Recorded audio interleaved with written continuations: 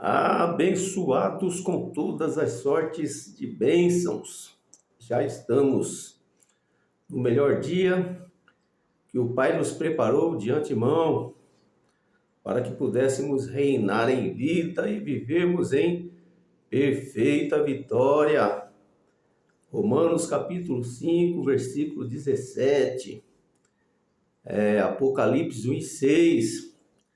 Diz que Deus nos chamou para reinar em vida.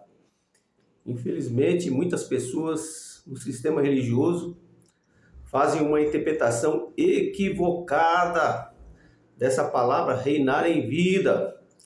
Porque reinar em vida, abençoado, não é você ter muito dinheiro, não é você ter uma boa conta bancária, não é você ter uma boa casa na praia, não é você ter bons carros na garagem, não é isso reinar em vida, abençoado.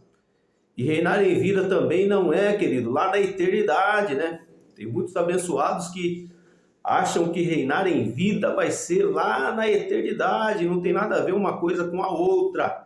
Reinar em vida, querido, está relacionado à sua mente, ao seu entendimento, à revelação de Deus que você teve.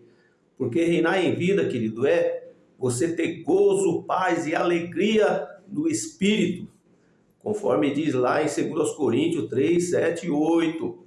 Aqueles que estão debaixo da lei, querido, aqueles que praticam o judaísmo, aqueles que vivem no farisaísmo, não tem como reinar em vida. Por quê? Porque eles vivem perturbados, vivem preocupados com a volta de Jesus, vivem preocupados com o diabo, medo da volta de Jesus, medo do inferno, você entendeu? Preocupado em fazer campanha, pagar dízimo, participar da ceia, não perder culto de libertação, culto de avivamento, e assim vai, querido. Então, quem está debaixo de lei, quem vive debaixo de judaísmo, vive uma vida perturbada. Como que uma pessoa dessa vai reinar em vida? Para reinar em vida, querido, você tem que conhecer o evangelho da graça de Deus, que foi revelado a Paulo, segundo os Coríntios capítulo 12. Somente quem descobre ou conhece, somente os filhos da livre, consegue reinar em vida, que é gozo, paz e alegria no Espírito. Por quê? Porque ele consegue se libertar da religião, da religiosidade. Abençoados, deixa eu já desejar bem-vindos aos novos inscritos no canal. Você que ainda não é inscrito no canal, que você venha se inscrever, deixar o seu like aí, o seu joinha, faça os seus comentários. Por quê? Porque assim você vai estar nos ajudando a alcançar mais pessoas com o verdadeiro evangelho genuíno de Jesus Cristo. Nosso objetivo é esse. Esse canal não tem nenhuma intenção de fins lucrativos, né? Tem muitos abençoados aí, né, em graça, que pregam no YouTube, e a gente observa que eles gravam 3, 4 vídeos por dia, às vezes 3, 4, 5 vídeos por semana, e eu não vejo nada errado nisso, abençoado. O YouTube paga. Quanto mais vídeo você gravar, o YouTube paga por isso. Mas eu não vejo nada contra. Mas nós, no caso aqui, nós não temos esse propósito. Nosso propósito é único. É somente, realmente, divulgar o verdadeiro Evangelho de Jesus Cristo, que é o Evangelho da graça de Deus. E para falar, querido, esse assunto, para falarmos nesse vídeo, eu encontrei aqui um assunto, querido, interessante, que diz: o justo viverá da fé. Meu Deus, olha que tema complicado, querido. É um tema difícil, polêmico. O justo viverá da fé. Por que é difícil? Por que é complicado? Porque geralmente, abençoado, as pessoas têm uma interpretação equivocada, querido, do que é fé e do que é obras. São coisas totalmente diferentes, querido. Nós vamos falar também sobre a fé natural e a fé como dom. Você vai entender isso. Você entendeu? São coisas totalmente opostas, totalmente diferentes. E aí nós caímos naquela questão do sistema religioso, que não consegue separar as coisas, não consegue colocar cada coisa no seu devido lugar. Então o sistema religioso vive nessa confusão mental, querido. Você entendeu? Cada um diz que é dono da verdade, uns dizem eu sou de Paulo, outros dizem eu sou de Apolo, outros dizem eu sou de Cefas, né? Em outras palavras, eu sou da congregação cristã no Brasil, eu sou da Assembleia, eu sou da Adventista, eu sou da Reino de Deus. Aí Paulo diz, estará Cristo porventura dividido? Você entendeu por quê? Porque as pessoas não conseguem entender o verdadeiro evangelho de Jesus Cristo, que é o evangelho da graça de Deus. Então as pessoas vivem nessa confusão mental, cada um dizendo que é dono da verdade, quando na verdade, querido, Deus não tem nada a ver com religiosidade, Deus não tem nada a ver com religião, querido. Você vai entender isso.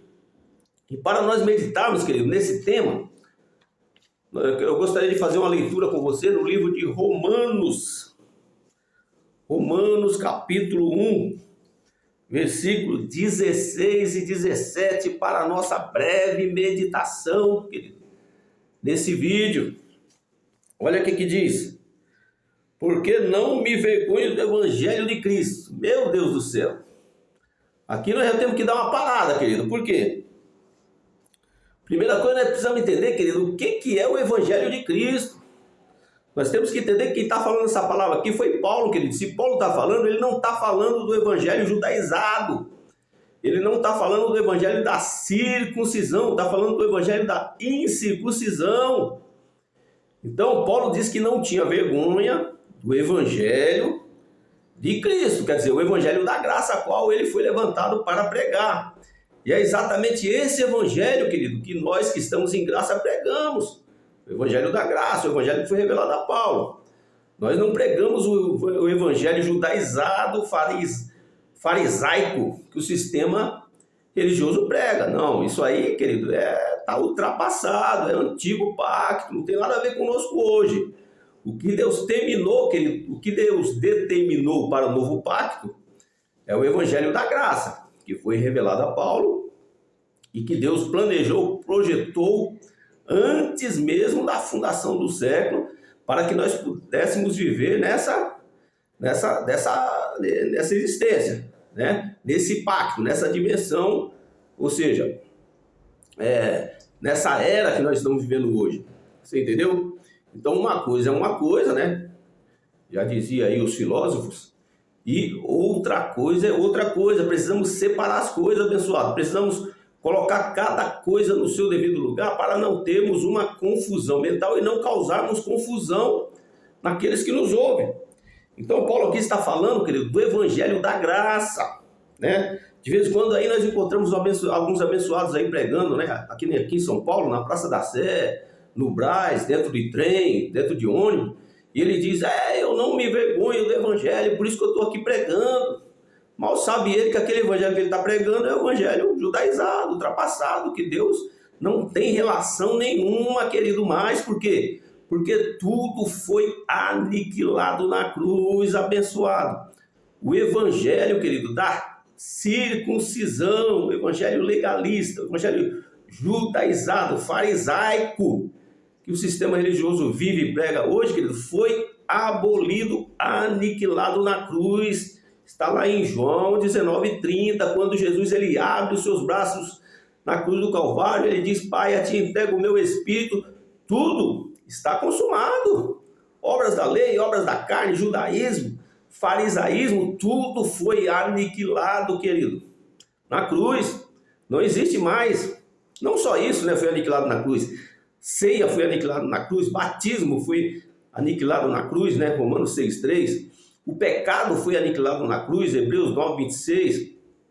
Enfim, querido, todo aquele ritual judaico, todo aquele modelo judaico foi aniquilado na cruz em graça, querido. Nós não precisamos de nada disso, por isso que nós somos livres. Livres do quê? Livres da religião, querido. Jesus ele não veio libertar ninguém na alma, querido, não. A nossa alma, querido, ela é a sede das emoções, são 86 bilhões de neurônios, abençoados. que eu tenho aqui nessa cachola, você tem na sua cachola. Você entendeu? E Deus não veio nos salvar nem libertar da alma. Precisamos ler a Bíblia com entendimento. É só você ler Mateus 10, 28. Deus, ele veio libertar, querido, da mente. Deus não veio libertar espírito, porque o espírito nunca esteve em estado de condenação ou de salvação, né? O espírito é eterno, né? Isso está escrito lá em Eclesiastes 12:7. E Jesus não morreu para salvar a alma de ninguém, querido. Jesus morreu para nos libertar da mente religiosa, você entendeu? Da mentalidade, né, religiosa que nós carregamos, né? Herdamos de nossos pais, de nossos avós, já virou uma cultura no mundo, querido, a religião, né? E vive nessa confusão terrível, por quê? Porque cada um puxa a sardinha para o seu lado. A Assembleia diz que é dono da verdade, a congregação diz que é dono da verdade, Brasil para Cristo diz que é dono da verdade, a Adventista diz que também é. Aí você parte para outro modelo religioso, você vai lá para os muçulmanos, ele diz que é dono da verdade, os judeus diz que é dono da verdade, querido, em Cristo. E Paulo diz, né, sendo usado por Deus, ele diz: estará Cristo, porém, dividido? Quer dizer, não existe várias igrejas, abençoado. Não existe divisão no corpo de Cristo. A igreja é uma só, abençoado. Nós somos igreja de Deus, não somos igrejas no plural. Deus não tem nada a ver com igrejas, ou seja, templos de madeira ou de pedra que seja, ou com partes de ouro, né? Já tem igrejas aí que, né, parece que a do Braz lá, o Bispo Macedo, parece que tem umas partes da igreja lá que é com ouro, né? É um luxo terrível. A igreja católica também tem ouro. Então Deus não tem nada a ver com essas igrejas, abençoadas. Deus tem a ver com a igreja, né? Singular, que sou eu e você. Igrejas no plural, templos no plural, Deus não tem nada a ver. Deus aboliu, abençoado, lá no ano 70. Se Deus aboliu é porque Deus não tem vínculo nenhum com esse sistema religioso que está aí. É por isso que os pastores presidentes pintam e bordam, né? Os pregadores pintam e bordam, os cantores pintam e bordam dentro do sistema, estão ricos, milionários, né? Por quê? Porque eles têm ciência, abençoado, eles têm consciência que Deus não tem nada a ver com isso, querido, com essa igreja que está aí, essa igreja aí de templos, né? Deus não tem nada a ver, o compromisso de Deus é comigo e com você. Então esses pastores presidentes, querido, eles roubam, né? Não estou generalizando, né? Não estou generalizando, tem muito pastor sério por aí, pastor honesto, eu conheço muitos, mas 80% abençoado, eles são lobos devoradores, são cães gulosos. Por quê? Porque eles têm ciência que Deus não tem nada a ver com esse pacto, né? Antigo, ultrapassado, que eles aplicam hoje, né, no modelo da graça que nós estamos vivendo hoje. Você entendeu? Porque o pacto antigo só faz o quê? Só faz gerar dinheiro, só faz gerar posição social, só faz crescer o ego das pessoas, faz as pessoas ficar famosas, né? Humilham, né, aqueles que têm falta de conhecimento e informação, manipulam os que não têm conhecimento e informação, e é assim que funciona o sistema religioso, abençoado. É dessa forma, não tem outra forma de ver, de enxergar isso, né? A menos que você não tenha os olhos iluminados. Mas a partir do momento que você teve os seus olhos iluminados, caiu o véu da religião, né? Conforme diz lá em 2 Coríntios 3, 14 e 15, se não me falha a memória. Então, aí o véu da religião é tirado, aí você começa a enxergar com clareza, com entendimento e com sabedoria. Então esse evangelho aqui, abençoado, é o evangelho da graça de Deus, não é o evangelho, né, judaizado, da circuncisão, não. Pois é poder de Deus para a salvação de todo aquele que crê. Outro questionamento, abençoado. De vez em quando você encontra aí uns abençoados pulando, saltando, plantando bananeira, virando os olhos, fazendo careta, dizendo que está dizendo que está cheio do poder de Deus. Abençoado, poder de Deus é o evangelho, querido. O resto é carnalidade. Cara feia é carne, querido. Pular com um pé só não é saci pererê, não, é carne. sabe? Você ficar rodopiando na igreja, querido, subindo numa madeira, né? Parecendo o pica-pau, enfim. Isso tudo é carnalidade, querido, é obras da carne, querido. Não tem nada a ver com o poder de Deus. O poder de Deus é o evangelho, né? E evangelho o quê? Genuíno, de evangelho puro, o evangelho da graça de Deus, não é esse evangelho misturado, mistificado aí que o sistema religioso prega. Então, se você estiver pregando o evangelho puro, genuíno de Jesus Cristo, aí sim você pode falar, eu estou cheio do poder de Deus, né? Isso é poder de Deus. Agora, se você está pregando um evangelho judiciado, querido, duas situações. Você está errado por dois motivos. Primeiro, que esse evangelho já foi pregado a toda raça, tribo e nação. Isso está escrito lá em Colossenses 1:23, né? De vez em quando você encontra os abençoados dizendo assim, mas enquanto o evangelho não for pregado em todo o mundo, não virá o fim. Olha que loucura. Primeiro que o fim já aconteceu, né? No ano 70. E segundo, querido, que esse evangelho aí, né? Judaizado, querido, farisaico, já foi pregado, abençoado. Só você vai ler lá em Colossenses 1:23, já foi pregado em todo o mundo. Então o pessoal está errando em dois pontos. Primeiro, por estar pregando um evangelho que não cabe nesse modelo religioso que nós estamos vivendo hoje, que é o modelo da graça. E segundo, por estar pregando um evangelho que já foi pregado. Não tem nada a ver uma coisa com a outra. Você entendeu? Então, abençoado, poder de Deus é você pregar o evangelho da graça de Deus. Vamos continuar lendo aqui. Para a salvação de todo aquele que nele crê, primeiro judeus e também de grego, né? Porque o evangelho da graça não faz acepção de pessoas, esse é outro detalhe. Esse evangelho que está aí faz acepção de pessoa. Se você não batizar, se você não pagar dízimo, se você não ofertar, se você não frequentar 3 vezes por semana a igreja, você corre risco de ir para o inferno. Tá cheio de pregador falando isso. O que é isso aí, querido? Isso é acepção de pessoa. O evangelho da graça, querido, não faz acepção de pessoa. Por quê? Porque o evangelho da graça não tem vínculo nenhum, querido, com judaísmo, com religiosidade, com obras da carne, querido. Tudo é obra da carne. Se você olhar friamente, você pagar dízimo, você subir no monte, você fazer campanha, você jejuar, você ceiar, isso tudo é obra da carne, querido. Não é obra do Espírito, é obra da carne. Não é fé. Quem tem fé, querido, ele descansa em Deus. Ele sabe, querido, que todas as coisas já foram anuladas na cruz, querido. Ele não vive judaísmo, ele vive, né, o evangelho da graça de Deus. Olha o que diz aqui no 17. Porque nele se descobre a justiça de Deus, de fé em fé, como está escrito, mas o justo viverá da fé ou por fé. Esse é o tema da nossa fala. Então, abençoado, vamos tentar esmiuçar isso, destrinchar isso rapidamente, porque o nosso tempo está indo embora. O que é fé, abençoado? Primeiro, fé é você descansar em Deus, abençoado. Se você não consegue descansar em Deus, se você não consegue entender que Deus está no controle de todas as coisas, se você não consegue entender, querido, que Deus na sua soberania já escreveu a sua história, querido, tudo o que acontece.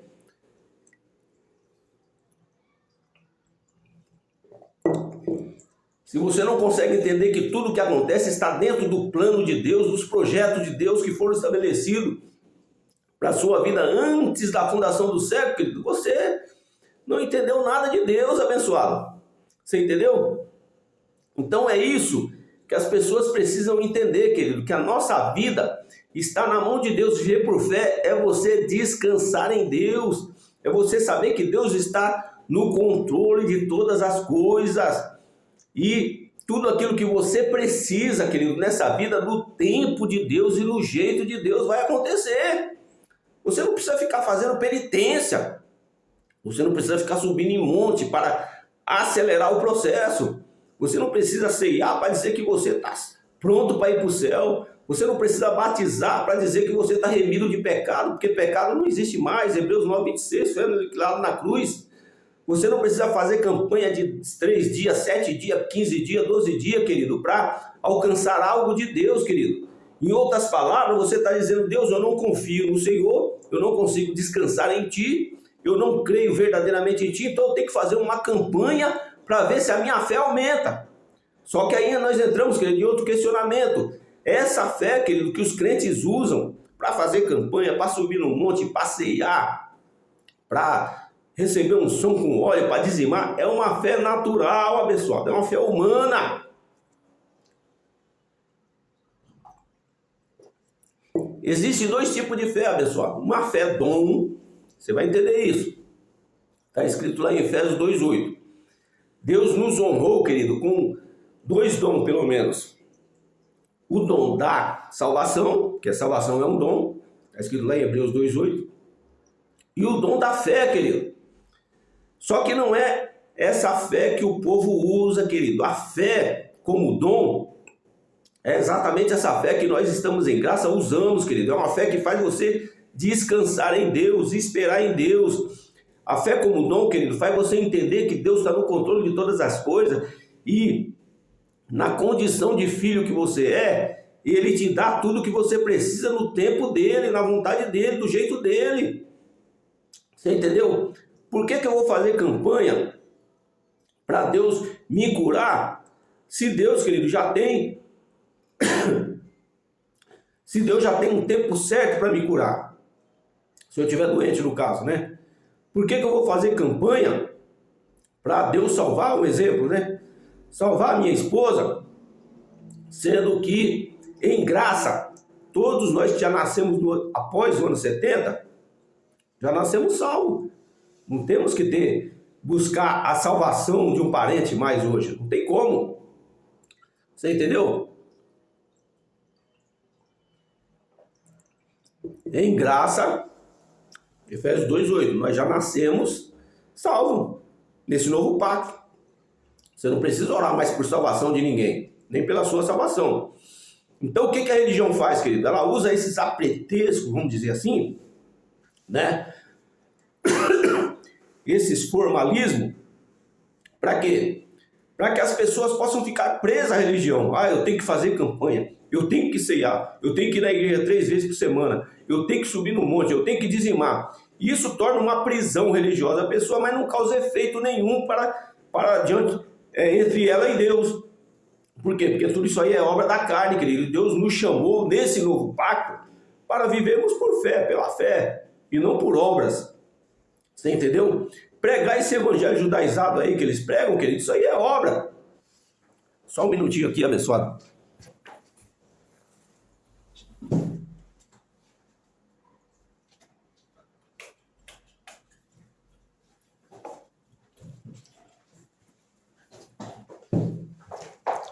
Pronto.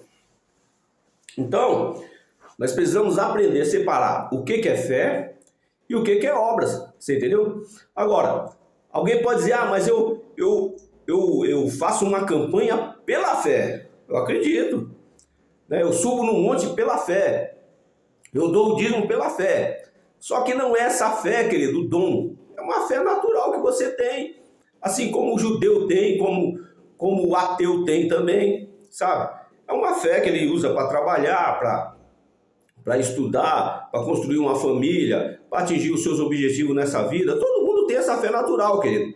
Agora, a fé dom, que é diferente da fé natural, todos nós temos também, mas poucos praticam, abençoado. Poucos usam. Por quê? Porque é uma fé que você tem que aprender a esperar em Deus, sabe? E as pessoas, querido, dentro do judaísmo, dentro do sistema religioso, elas não sabem esperar em Deus.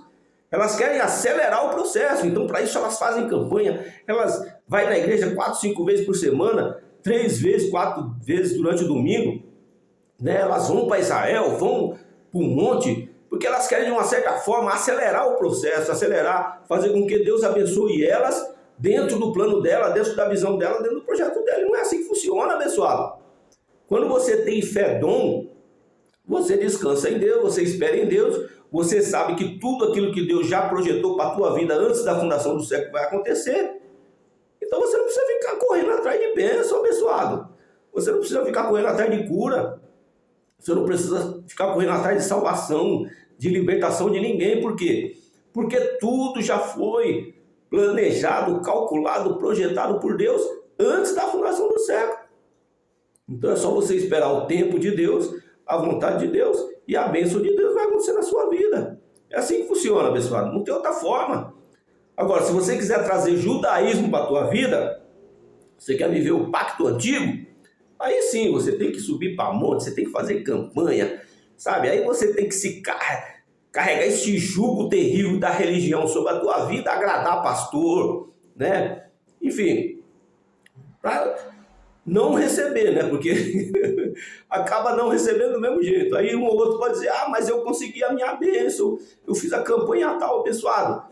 Primeiro, se você fez a campanha tal, se você fez o procedimento que você tenha feito lá no sistema religioso e alcançou algo de Deus, não tem nada a ver, querido, com a campanha, não tem nada a ver com a igreja, não tem nada a ver com o pastor que orou sobre a sua vida. O que aconteceu foi, primeiro, você teve algum certo tipo de fé para conseguir isso, e segundo, já estava planejado por Deus, querido, você ser abençoado nesse tempo. Não tem nada a ver com o sacrifício que você fez, com prática de judaísmo. Você entendeu? Deus, quando Ele quer abençoar, Ele abençoa, porque Deus não faz acepção de pessoa. Independente se você está na religião A, na religião A, B ou C, Deus ele vai te abençoar do mesmo jeito, porque Deus não nos vê em carne, Deus nos vê em espírito, abençoado. Então, a bênção de Deus, querido, ela vem para todos. Você entendeu? Católicos, evangélicos, não evangélicos, todos, querido, são abençoados por Deus. É só você ler lá em Mateus 5:45, se não me falha a memória, né? A chuva cai para bons e maus. Em outras palavras, a bênção de Deus, ela vem para bons e maus, porque Deus não faz acepção de pessoas e Deus não nos vê em carne, abençoado. Então, fé é isso, é você descansar em Deus. Agora, o que é obras? Obras é exatamente isso, querido, que o sistema faz. Eles querem alcançar a bênção de Deus através de obra, através de sacrifício, através de dízimo, através de oferta. E tudo isso foi aniquilado na cruz. Abençoado, o tempo está indo embora. Deixa eu ler aqui alguns versículos, né? Deixa eu começar lendo aqui. Tiago. Tem uma historinha aqui que eu preciso contar para vocês de Lutero. Não sei se vai dar tempo, mas deixa eu ler aqui Tiago 2:26. Vamos ver o que está escrito lá. É um versículo também que muitos abençoados interpretam de forma errada. Vamos ver lá. Tiago 2:26. Olha o que diz aqui.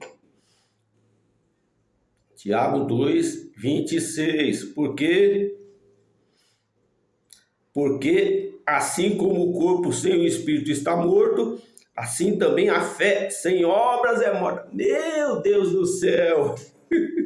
Tem muito abençoado que usa essa palavra, querido, para justificar a ceia, para justificar a subida de monte, para justificar 3 vezes por semana aí no templo, para justificar as campanhas, a unção com óleo. Nós temos que fazer a obra, porque a fé sem obras é morta. Só que ele não consegue entender, querido, que quem falou essa palavra foi Tiago lá no antigo pacto, abençoado. Não tem nada a ver com o novo pacto. Lá no antigo pacto, as pessoas tinham que praticar obras, claro. Tudo era através de obra. Eles só tinham essa fé natural que você tem, que todos nós temos. Eles não tinham a fé dom, porque essa fé dom só foi dada, querido, pós o ano 70, a partir do novo pacto. Então, nós recebemos o dom. Todos que nasceram após o ano 70, já nasceram com o dom da salvação, a salvação já está garantida, e com o dom da fé para vencer todas as coisas, abençoado. Por isso que eu não concordo, de vez em quando a gente encontra os abençoados aí dizendo, não, eu não consigo vencer a carne, eu não consigo vencer as lutas, eu não consigo vencer os problemas da vida. É claro que você não consegue se você usar essa fé natural, mas se você usar a fé dom que Deus te colocou dentro do seu coração, na sua mente, você consegue vencer todas as coisas. Foi o que o Paulo falou, posso todas as coisas em Deus que me fortalece. Isso é a fé dom. Então, Quando a Bíblia diz a fé sem as obras é morte, está falando para aquele contexto, querido. Não para esse contexto que nós estamos hoje. Hoje nós não precisamos usar mais as obras, querido, da carne. Hoje nós só precisamos usar a nossa fé, né? A nossa fé está firmada em Deus. Vamos ler aqui mais versículo, né? Hebreus 9, do 11 a 12. Hebreus 9, 11 e 12. Olha o que diz. Hebreus 9, versículo 11 e 12. Diz assim: mas, vindo Cristo, o sumo sacerdote dos bens futuros, falando o quê? Da graça. Por um maior e mais perfeito tabernáculo, ou seja, eu e você, querido, nós somos templo de Deus, igreja, singular, não plural, de Deus. Somos tabernáculo de Deus. Não feito por mãos. Olha que claro isso, querido. Não sei como as pessoas ainda têm dúvida, querido, que Deus não habita em templos feitos por mão de homens. Atos 7,48. Não sei como Atos 17, 24, né? E Atos 7,48. As pessoas ainda conseguem acreditar que Deus habita em templo, querido. Templo de Salomão, templo da Assembleia de Deus, templo adventista. Está claro que Deus não habita mais em templos, querido, porque o templo foi abolido na cruz. Agora Deus habita sim, nesse tabernáculo, nesse templo, nessa igreja que sou eu e você. Totalmente diferente, querido. Você vê como as pessoas estão equivocadas. Não feitas por mão de homem, isso é, não desta criação. Você entendeu? Não desse contexto. Versículo 12. Nem por sangue de bodes, bezerro, mas pelo seu próprio sangue, entrou uma vez no santuário, você entendeu? Havendo efetuado uma eterna redenção. Meu Deus, não tem dúvida disso, querido. A morte de Cristo na cruz, querido, eu bato sempre nessa tecla, determinou tudo, querido. A obra de Deus foi perfeita na cruz, abençoada. Então veja, se você pratica judaísmo, se você continua no farisaísmo, querido, você está dizendo para Jesus assim: ó, Jesus, eu não acredito no seu sacrifício, sabe? Para mim não tem muito valor, eu não concordo, então eu tenho que ceiar, senão eu não consigo te agradar. Olha como que a religião é um encantamento. Então eu tenho que batizar, então eu tenho que dizimar, eu tenho que ir na igreja 3 vezes por semana, eu tenho que seguir o meu pastor. Meu Deus do céu, hoje nós não estamos mais debaixo, querido, de tutor, homem. Não, querido, nós não temos mais uma referência humana. O que nós temos, querido, é o único Deus. Existe um único Deus, um único Senhor sobre nossas vidas. Está escrito lá em Efésios 4 e 5. É um único Deus, sabe? Então, a partir do momento que eu digo assim, eu estou debaixo da cobertura do pastor tal, estou debaixo da cobertura da igreja tal, eu estou dizendo: Deus, eu estou anulando a tua cobertura, o Senhor não serve para mim. É por isso que você vê muito crente aí, querido, debaixo de maldição, sabe? Você vê tanta coisa errada e negativa acontecendo na vida do crente. O crente é atropelado, o crente morre de diabetes, o crente pega câncer. É claro que essas coisas são naturais na vida de qualquer pessoa que não cuida da saúde. Mas crente é atropelado, o crente é assaltado, o crente leva tiro, o crente infarta. Sabe, assim, eu não estou querendo generalizar, mas alguns desse caso aí, querido, é porque estão debaixo de maldição. Sabe, você está debaixo da tutela humana, você está embaixo de uma ordenança religiosa humana, querido, você está debaixo de maldição. É a Bíblia que diz isso, não sou eu. Gálatas 3:10, sabe? Então a pessoa só consegue ter vida plena, uma cobertura completa de Deus, querido, quando ele sai fora desse modelo religioso, quando ele entende que a única cobertura sobre a vida dele é o próprio Deus, como está escrito lá em Efésios, né, 4, 5, sabe? Nós servimos a um único Deus, um único Senhor e a um único pastor. Não tem pastor humano sobre nossas vidas, sabe? Porque senão nós acabamos misturando as coisas e entramos numa confusão religiosa terrível e estamos debaixo de maldição. É o que a Bíblia diz. Então está clara essa palavra aqui, abençoada. Muito claro. Vamos ler aqui outra palavra. Hebreus ainda 10. Hebreus 10, 12, 13 e 14. Meu Deus, é forte isso. Olha o que diz aqui. Mas este havendo oferecido um único sacrifício pelos pecados. Meu Deus da glória, eu não consigo entender, querido, como o crente tem coragem de dizer que ainda é pecador. Não consigo entender isso. Né? Eles se baseiam lá em 1 João 1:8, né? Que diz que se nós dissermos que ainda são, que se dissermos que não temos pecado, né? Aquele que disser que não tem pecado, nós somos mentirosos, né? Está escrito lá, né? Se dissermos que não temos pecado, estamos mentindo. Só que as pessoas não conseguem entender que essa palavra aqui foi dita lá no Antigo Pacto. João falou, né? Claro, após a cruz, mas antes do ano 70. Então as pessoas, querido, ainda estavam vivendo os rudimentos do judaísmo, apesar de Cristo já ter morrido na cruz, né? A graça mesmo que só foi estabelecida depois da cruz, depois do ano 70, né? Após a cruz, o povo ainda continuou praticando o judaísmo. Então João, após a cruz ainda, ele diz, se dissermos que não temos pecado, nós somos mentirosos. Por quê? Porque João ainda estava vivendo aquele momento de transição. Só que após o ano 70, querido, primeiro aconteceu na cruz, né? O pecado foi aniquilado na cruz, Hebreus 9:26. Mas por conta desse tempo de transição que houve até o ano 70, as pessoas ainda continuaram com a mentalidade, né, de judeu, né, judaizada. Eles acreditavam ainda, né, em batismo, acreditavam em dízimo, acreditavam em ceia, acreditavam, enfim, era judaísmo. Né? Mas pós o ano 70, querido, acabou. É o que diz aqui, versículo 12, né? Mas esse, havendo oferecido um único sacrifício pelos pecados, quer dizer, não tem mais pecado hoje, está assentado para sempre à destra de Deus. Daqui em diante esperando até 13. Daqui em diante esperando até que os seus inimigos sejam postos por escabelo dos seus pés, né? Veja que está claro isso aqui, antes do ano 70. Você entendeu? Versículo 14. Porque com uma só oblação, ou seja, por uma só oferta, aperfeiçoou para sempre os que estão santificados. Pronto.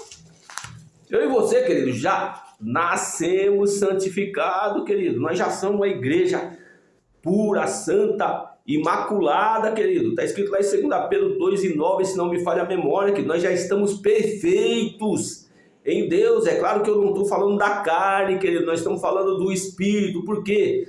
Porque Deus não nos vê em carne, abençoado. Deus nos vê em Espírito, querido. Deus não nos vê pecador, porque pecado não existe mais, querido. Agora a nossa carne, ela erra o alvo. Então, querido, quem nos vê em pecado, querido, quem nos vê cheio de defeito é a religião. Você pecou, você falhou, você errou, você não dizimou, você não veio na ceia, você faz um mês que não vem na igreja, você... O sistema religioso vê dessa forma, que ele nos vê em carne, você está desviado. Eu ouço de vez em quando essa expressão, você está desviado, você é filho do diabo, você é um herege. Por quê? Porque a religião, querido, nos vê em carne, não tem jeito. Agora você imagina se Deus...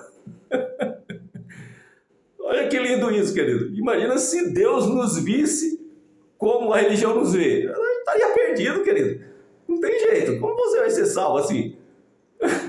A nossa sorte, querido, é que Deus não nos vê como uma religião, porque a religião escraviza, humilha, crucifica. Eu conheço muitas pessoas aí, querido, que não tiveram estrutura ou equilíbrio emocional para suportar o peso, né, a rejeição da religião, que hoje estão aí na droga, na bebida, entraram em depressão, né? A pessoa às vezes não tem estrutura, aí sai da religião. Eu costumo falar isso aí sempre, abençoado, né? Eu não aconselho ninguém a sair da religião, sabe? Eu digo sempre, se você não tem estrutura emocional e espiritual para sair do sistema religioso, não saia, sabe? Porque senão você vai entrar numa depressão, você vai, sabe, se entregar aos vícios, você vai ficar... Né? Porque a religião, ela tem essa capacidade de humilhar a pessoa, rejeitar a pessoa. Eu já vi crente, querido, pastor de igreja, ele me viu numa calçada, ele atravessou a outra calçada para não conversar comigo. A religião é isso, querido, não tem outra escapatória, sabe?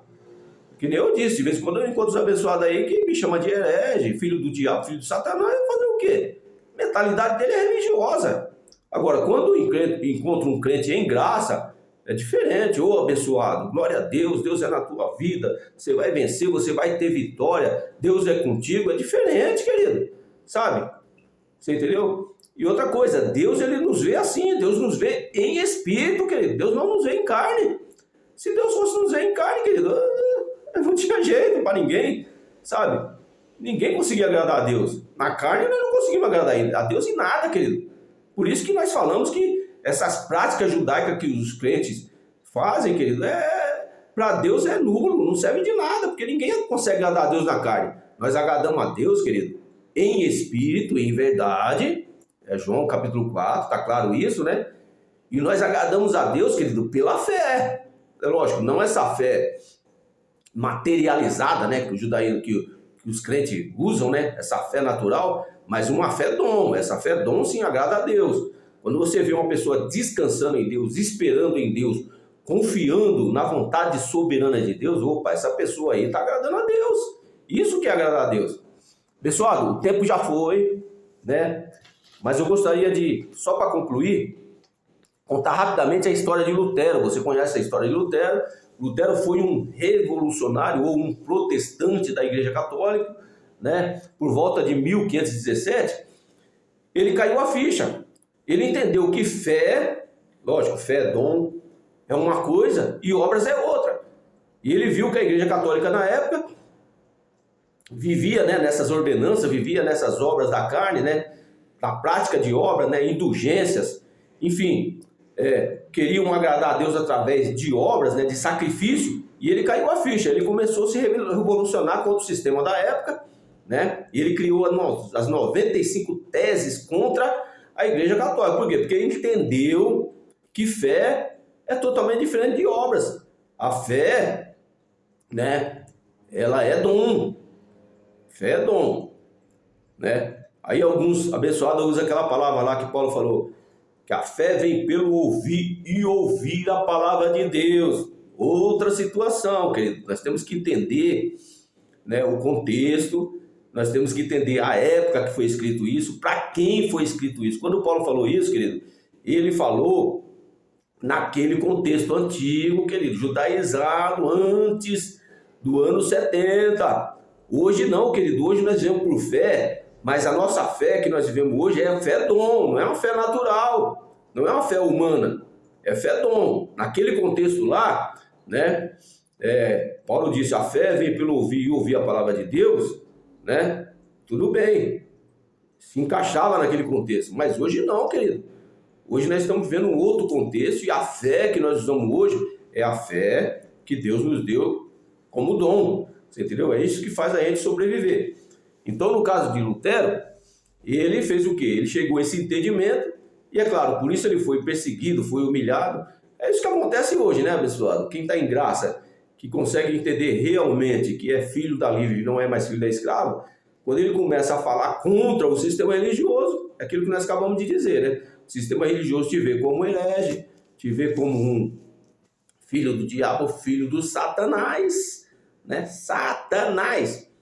E só que isso aí não nos incomoda em nada, né, querido? A minha cara de preocupado, né? Eu já estou acostumado, já estou vacinado com isso.